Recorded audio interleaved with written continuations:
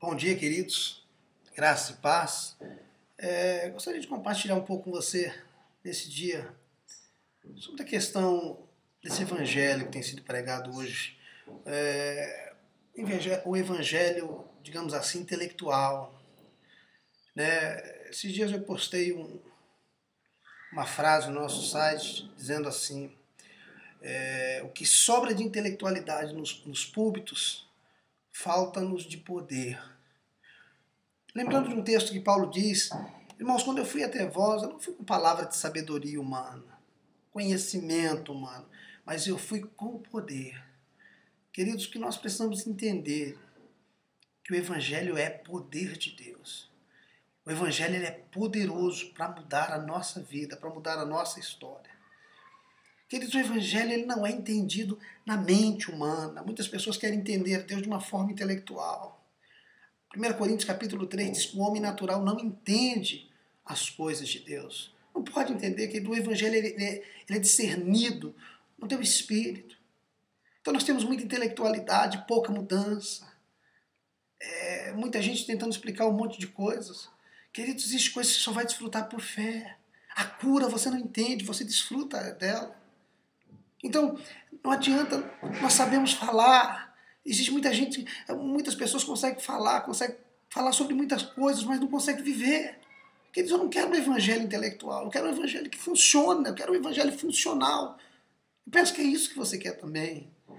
Às vezes nós lemos, sabemos falar, temos até textos decorados, nada contra decorar isso para o processo de renovação da mente. Queridos, mas eu penso que você é como eu, que deseja viver essa palavra, viver essa realidade. Então, queridos, não adianta viver na intelectualidade. Não adianta simplesmente palavras de sabedoria humana. O que nós precisamos é de um evangelho funcional.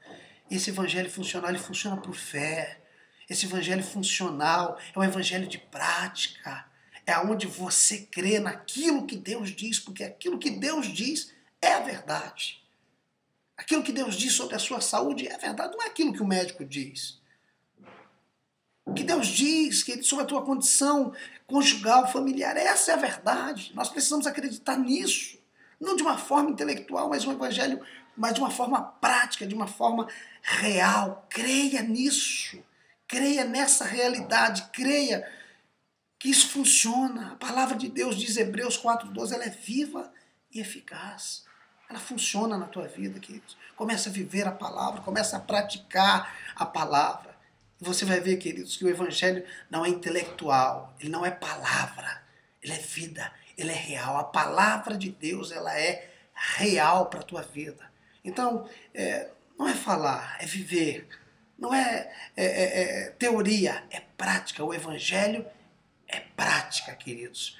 Eu espero que você possa viver nessa praticidade do evangelho, nessa realidade, porque o evangelho não é histórico, ele é prático, ele é verdadeiro na tua vida, no teu casamento, na tua condição financeira. Ah, pastor, mas e as tribulações? Sim, a Bíblia diz, no mundo tereis aflições, mas tem de bom ânimo, eu venci as adversidades, que delas virão. Mas o texto termina dizendo que Jesus venceu, e se ele venceu, qual é a minha condição? Se eu estou nele, queridos, aquilo que ele adquiriu é meu. O que Jesus fez, ele fez para mim, ele fez para você. Então, queridos, se ele venceu, eu também venci porque eu estou nele. Então, viva essa realidade. A condição de Cristo é a tua, é a minha, é a nossa condição. Que Deus te abençoe e até a próxima, em nome de Jesus.